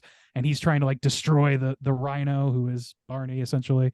It's great. It's a lot of fun. It's a little dated. It's got a lot of fucking celebs in it. Catherine Keener, Jon Stewart. I said Robin Williams, Ed. Oh my God. I can't get names today. Look it up. Ed Norton, Harvey Firestein, Danny DeVito. Good shit. It's Danny a good movie. I DeVito. really love. Whoa. It honestly, that movie, it reads like early days of Frank Reynolds to me. like Frank Just- Reynolds Just cut it all together, do a big edit Yeah. of like the birth of Frank Reynolds. essentially like he's Frank Reynolds minus the brain rot, you know, like the deterioration. And then after that, it just auto played Bubble Boy with Jake damn, Gyllenhaal, which I hadn't dude. seen in Sure years. it did. And that movie, I didn't love that movie as a kid. I remember thinking this movie's kind of fucked up. And seeing it now, that was when I was fucking like 11 or some shit. This movie is very fucked up. It's pretty. I don't know. It doesn't hold up by today's standards and sensitivities. I'll say that. And what was the reason I continued to watch it is because I had seen Jake Gyllenhaal on that Hot Ones episode recently, where he's like, somebody was like, "What movie of yours do you think was given an unfair rep?" And I think he said this movie, and I'm like, "Buddy, I think it got the rep it deserves because there's some very little worth saving in this, except for John Carroll Lynch, who is always a delight." Man, And of then all last the but not- movies that dude's been in, and that's the one he reaches for. I that dude's been in a know, lot of that's the good one- movies. I All think he the kind of other did it ones are off the good. cuff and just kind of. He may have been even being glib. I'm not even entirely Oh, sure yeah. because he kind of just offhandedly is like, "Oh, I don't know. I think Bubble Boy," and I mean that. And so like it could have been a bit. I don't know. Hmm. But the next Karate Kid was the last movie with Hilary Swank and of course Pat Moriarty. Not Moriarty. I forget how to say his last that name. was but like a Karate Kid Miyagi. 3, right? yeah, it was the 90s one. It's got the Cranberries in it. It's got monks. I remembered it being a whole lot fucking better than it actually is, but the nostalgia got me, so I enjoyed it. Oh, okay. That's I it for used me. to watch that a decent amount as a kid. Oh yeah, it was on cable a lot. So Yeah, I think that's mhm. where I got it. All right. Juice or Oh. whoever. Bob, I'm skipping you. So I watched a movie called Return to Seoul, which was I remember hearing about it last year. It was a really big at several festivals apparently, and I guess it got its wide release this year. And this is a really interesting movie because it's about this girl who's born in Korea but is adopted before she turns 1 from a French family. Then in her early 20s, she takes a trip to Seoul. She doesn't speak any Korean. She doesn't know anything about Korea customs, or anything like that. And she's kind of talked into a little bit of like maybe kind of looking for her family. She didn't really like go with that intention. She's just kind of going on vacation. But then she ends up looking for her family. But she can't communicate with them in any way. So she's like going through these translators. And so it's this wild movie mixed with French, Korean, and then sometimes they try to communicate in like broken English. So it's fascinating in that point because it's really fun too to see how like people translate things there, because sometimes she gets like really mad and like, tell him to fucking hate his ass or whatever, and the person's being like super respectful and she's like, I don't think that she really wants to, like it's like super polite or whatever. So it's like funny, but it's also like a beautiful character study. It does a couple time jumps, and it kind of shows the progression of this woman as she kind of grows up and as she's kind of like learning about herself and her culture and stuff. But also it's got like some amazing music drops, some like it's just beautiful cinematography. So just a really interesting movie, and most of it shot in and around Seoul, and then some mostly in Korea. So it was cool. It was a really good movie. I also watched went on vacation, and in the hotel I was gonna throw on and see the one English movie channel, what's on there. A Quiet Place Deuce. Hadn't seen that since we covered it, I believe. And I don't think it was as bad as I mean, it's one of those movies where like when you gotta critique it, you gotta be like super critical, and a lot of things don't hold up.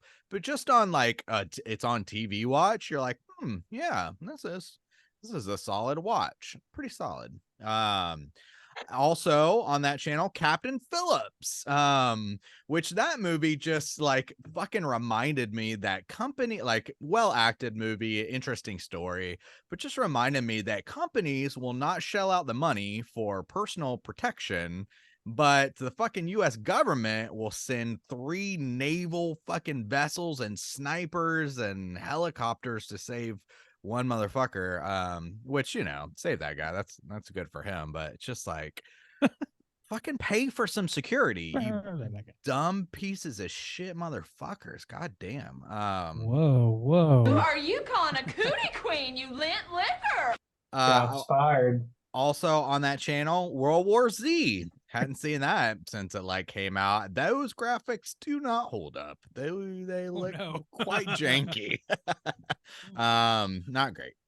I finally also too, this is the last thing I watched. I got to see Oppenheimer finally, and we actually went to one probably like the dopest theater I've ever been to watch it. I need to like throw some pictures, but it's like it has these it's like neo-futuristic, and it's got the lights. It's got these like built-in suites to the wall. They were like with like couches, and you can like lay down and shit. And it was like Good really Lord. fucking cool. It was Jesus really Christ. cool. Yeah. I'll throw up some pictures of that on Instagram or something. But yeah, it was good movie. Yabos, Florence Pugh. So Thank yeah. God you got a bed along with the screening. Yeah. Shit. Come Yeah. with tissues and fucking lotion. Whoa. Oppenheimer style.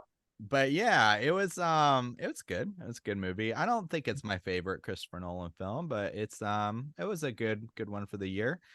And yeah, and then I'm super excited to watch. They had a stand-in. It doesn't come out until the 14th, I think, in Korea, the Teenage Mutant Ninja Turtles. But I'm super excited for it, and I did see a preview, and the animation looks fantastic. So hope to see that in a couple weeks. Bob, what have you been watching, my guy? A lot of shit. So I recently went to Austin, Texas, and I wanted to give a shout out to our boy Matt, who's been on the show a couple times. But he knew he had a friend that lives in Austin who has this giant Ouija board collection in his house, and he was kind enough to invite us over to show us around. His house is like a freaking museum, man. He's got so many awesome things like all mounted on the walls. He got some like writing planchettes, which I hadn't really seen before. They got like wheels on the bottom. You put a pencil on the top, and it sort of like actually writes notes out. All kinds of like shit from, I don't know, like over 100 years ago up to like more recent stuff from like the 60s and the 70s. It was just really amazing to see. He's writing a book. He said he's got like 2 or 3 chapters to finish out, I think, before he's done. And it's going to be this like giant Ouija board Bible. So when that does come out, I'll try and mention it again. It'll probably be next year. In case you guys are interested in picking one up. Super knowledgeable, really interesting fellow. Cool as shit, man. I'm probably so haunted now after doing that. Well, of course, here come the demons. Bob, there's Definitely. something behind you. It's, God. It's slightly blue in shade. It's Dead wet girl, I think. It's looks like She's real wet. looks like thousands of plastic boxes. I don't. Oh, that's where you're going. I also, got COVID again, so that was a lot of fun. Oh You shit! did? I didn't know that. Yeah. Yeah. So Bob, thanks for said- telling your You need- best friends. Hey, You need to you're keep us welcome. on top of your medical charts, on buddy. top. Bob, Okay, come on. I need a weekly update on your stool. give me your stool sample. Is it Careful what you firm? wish for, buddy. Are you going to use that stool sample? Can I hang on to it? Yeah, have it. It's yours. All right, cool. Cool. So I had a lot of time to watch it. I won't go through everything. I finally watched with Sarah, the Bone Woman, which is on Shudder. It's been on Shudder for a while. This Spanish language film, solid movie. I recommend checking it out I for get sure. that and Hagazusa mixed up in Yeah, my I head get that a every lot, fucking time too. it comes up. I still haven't seen Hagazusa, but I have to do a with mini cast Sarah's- on that, Bob. Good, yeah. Hagazusa. it's a good one. It's worth checking out. Also on Shudder, a new release called Bad Things. I watched that as well. I don't really care for this one. It's definitely like low budget, but they are like not like exactly 1-to-1 doing The Shining, but they are trying their No, damnedest to no. do The Shining, Don't fuck with The Shining. and it just wish they didn't do that. Don't touch me. The Shining is man, it's tough to. Those are big shoes, kind of leave it alone. It does some stuff original, but it's just a little too close for me, I think. I watched Mask of the Red Death. with Vincent Price, Roger Corman from the 60s. It was dope. I liked that one quite a bit. I recently, shout outs to Nicole from Light and Shadow. Sometimes she'll do like episodes on her podcast where she just reads stories. And I listened to her Mask of the Red Death episode, and I was like, damn, I need to watch the movie. So I did. Got me in the mood for it. And yeah, it's great. Vince Price is great. It's like kind of fucked up in a good way, though, in a positive way. So if you want to watch some old school Vincent Price, that's a good one. Fucked up in a positive way. In a positive way. I watched that Johnny Depp Amber Heard documentary on Netflix. It's like 3 episodes, I think, about their trial and stuff. I already know too much about really those two people. It, Bob. What are you doing? Come on. Dude, I had so time on my hands. I guess that's true. Go watch some of the classic films of the world. You're a COVIDian this week. Of I give you the a world. yeah. I wanted to hear him describe her shit, and he does. So I know you do. Describe her shit? Yeah, she shit on his shit pillow. on the bed. Oh. Okay, well, I now and know then one she tried to new blame thing. it on the dog, but he's The like, dog- that's human shit. The dog is like I think he said it's a 4-pound like teacup chihuahua or something. It's like, you know, a human shit isn't coming out of that dog. How'd you do if you came home and there was a human shit on your So plump, so right. I have a huge dog, so my first thought would be like, yeah, that came from my fucking dog. But I said yeah, human shit specifically. Yeah, because I would be able to tell. He calls the shit a grumpy too, which I thought was fucking hilarious. Oh no. She I don't left like knowing these things. She left a grumpy on Captain Jack Sparrow's pillow. Oh my Lord. Bob, stop. It was weird. That was a spot on depth. I'm really My good God. at accents and I mostly just meant impersonations. stop talking about this. You're really trashy. good at Johnny Depp's fake accent. You really nailed that. I watched My Cousin Vinny for the first time in years. Ooh, that's I a saw great one. it was always on as a kid, man, on like TBS or whatever the fuck. Sounds like kind of a fun thing to rewatch. It's fucking great. Like a comedy that I think holds up for the most part, but I definitely have some like nostalgia for it. But that was good shit. It's a great movie. I watched a new comedy on Netflix called The Outlaws. It's got Adam Devine in it. Pierce Brosnan is in it. He's getting married to this girl, his fiance, and like Adam Devine has to like meet her parents for the first time, and they're like bank robbers, and like hilarity ensues because he's the manager of a bank. It started off pretty funny, I thought, but like it's like not great. You probably skip it. It is luckily only 90 minutes though, and not a 2.5 hour fucking Netflix movie. There you go. I'll cut off of that. That's enough. Pinch it off. I'm pinching off this grumpy. Let's jump over to our hotline screams. Let's do it. Hotline scream.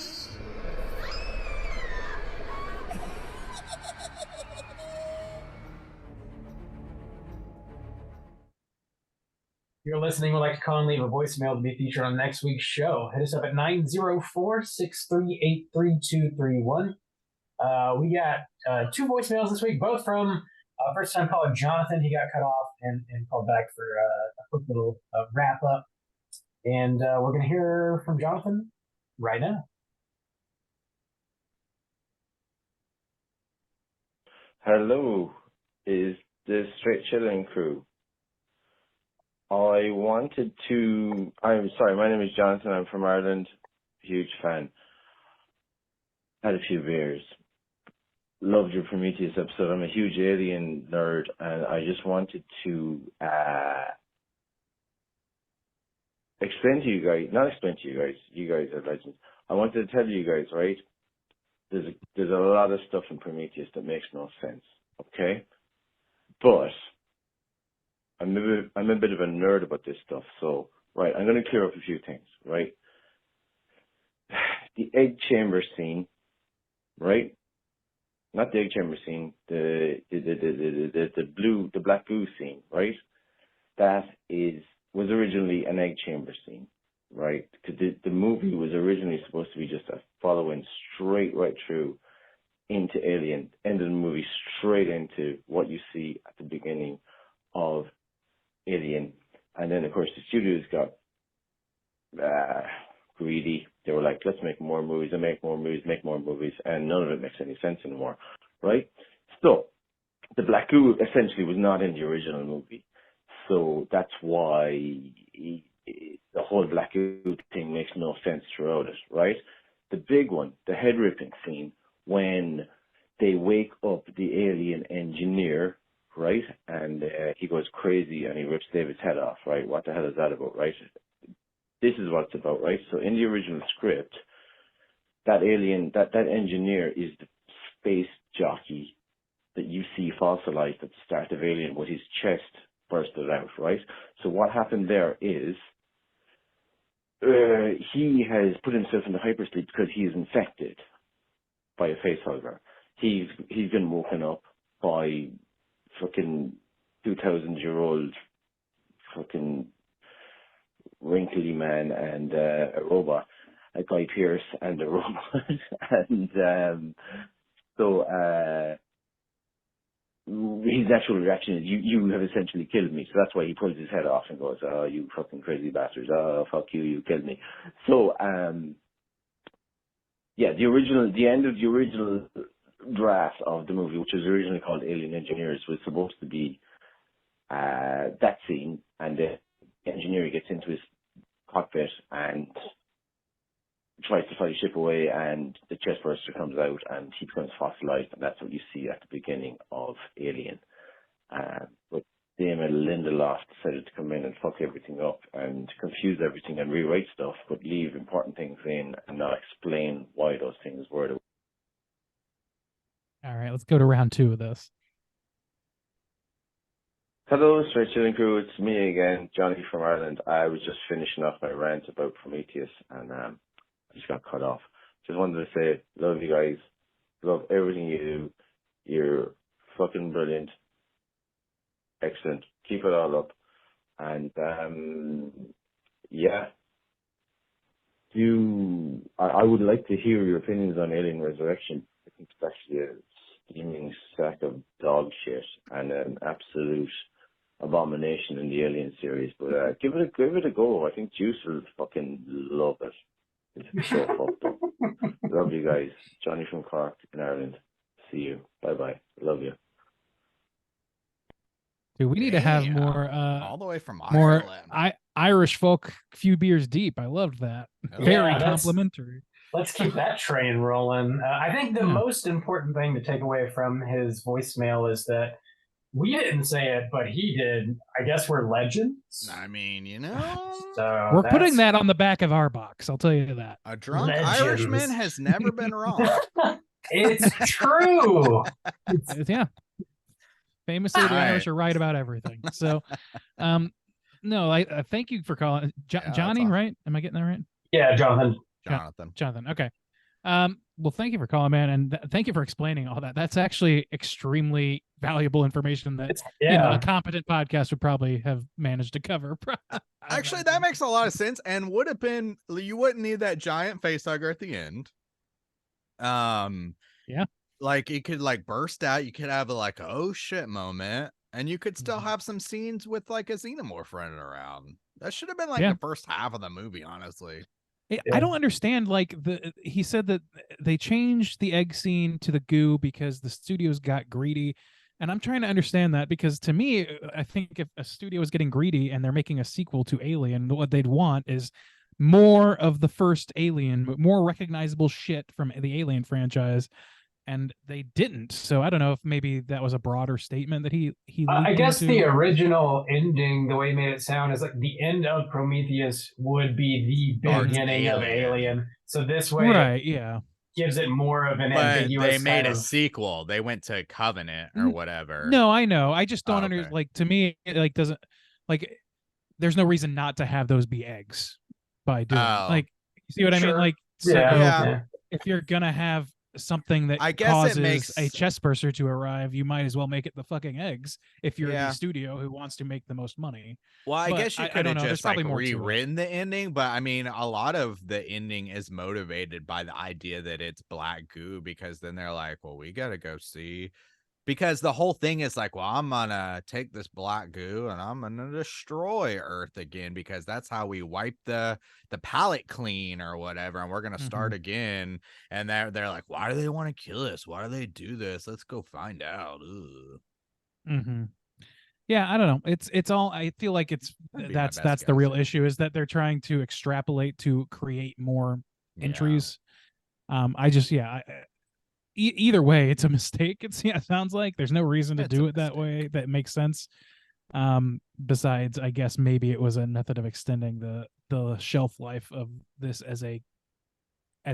for more sequels, basically. Yeah. I was thinking more and more about that movie after I listened to our cast, and I was like, this kind of shits on more of like just the whole franchise in a lot of ways. Like the Queen, it kind of like negates the Queen in a lot of ways. And Does it? I don't know. Well, Go the ahead, black goo, like, a queen takes a shot of the black goo, and then you get the queen alien, and there you go.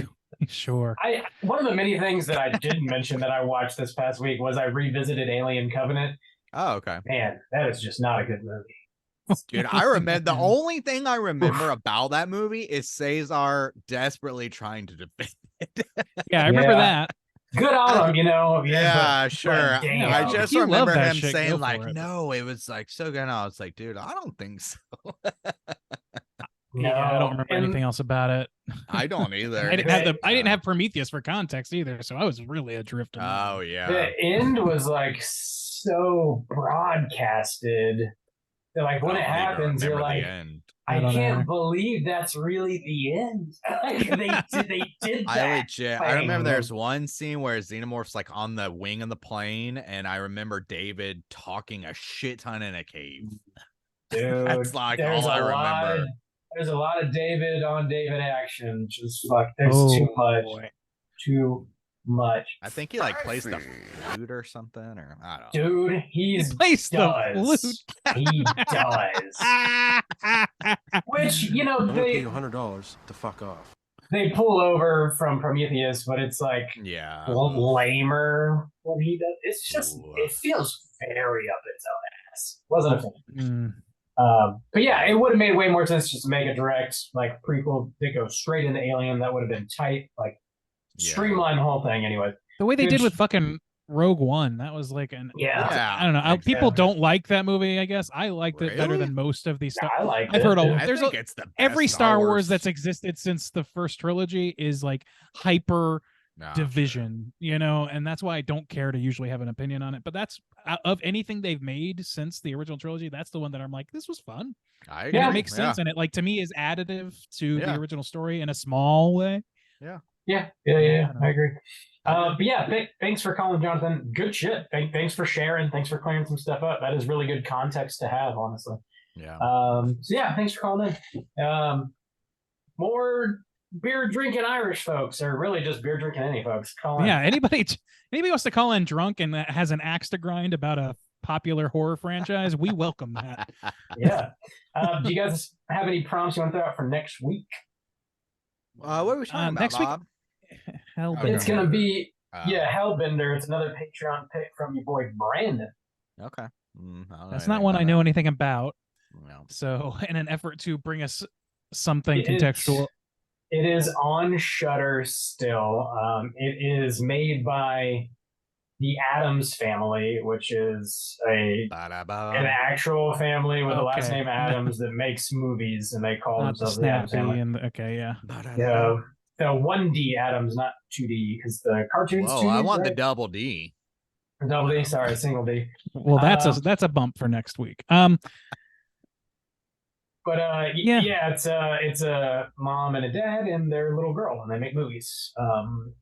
So yeah, it's witchy. It's about witchy things. Okay. Oh, You're an evil tickle witch. Tickle witch, yeah. about tickle witches. Well, I don't know. Yeah. Let's just. just because it's something I know, let's talk. My prompt is going to be, tell me about your experience with J horror in the post Ring world. What's your fave? What's your undiscovered fave? What's your please avoid this at all cost movie in that subgenre? I want to know the ins and outs because I really have a pretty bare minimum scraping of that subgenre under my belt. So also, if anybody's listening and has seen the remake of Dark Water, call in and like let us know how it was. I imagine it's not super good, but I'm curious. Also, call in if you were loving our Pirates of the Dark Water references and you're like, oh shit, I forgot about that show. Call in. Oh, and also call in if you've never heard that before, because I really want to know if you have no idea what that fucking is. Please call in if you are a pirate of the Dark Water and you have some treasure for us, some cybernetic treasure. Do you have some kind of pirate experience? You know, if you are a drunken pirate, call in and let us know that you're a drunken If you are pirate. a Somali pirate, please call in. Or a pilot. Why not? Let's do it all. Call in from the skies and let us know that you're drunk piloting a Let us know that you're plane. to look at you and that you're the pilot now. We want to know. We not hear it all. If you're an engineer and you're listening and you're full of black goo, call in before you fully disintegrate so we can hear it. Let us know if you are full of black goo, people. I can't say it enough. That's mostly we're just doing a Hotline Kings then. Yeah, dude. If you've ever been a part of a black mass such as that Randy has been describing, call in and let us know about it. That would just call. Just call. Just Please, call. dear God. Please call validate us. the segment. Call. Call us and tell us how awesome we are, please. I decided that I'm lonely. The international legends, straight chilling. Call us. Yeah. If you want, if you want. 904-638-3231. We'll be back next week talking about Hellbender. Like I said, it is still on Shudder. Chosen by boy Brandon. Slam your eyeballs into it. Get ready for next week's show. Check us out on all the social medias. Search Straight Chilling Podcast and you will find us. If you want to join in our daily Slack channel conversations, hit us up on one of those social media outlets. And I'll send you a link so you can do so. Until next week, as always, all you mother truckers, please keep chilling. Well, of course, here come the demons.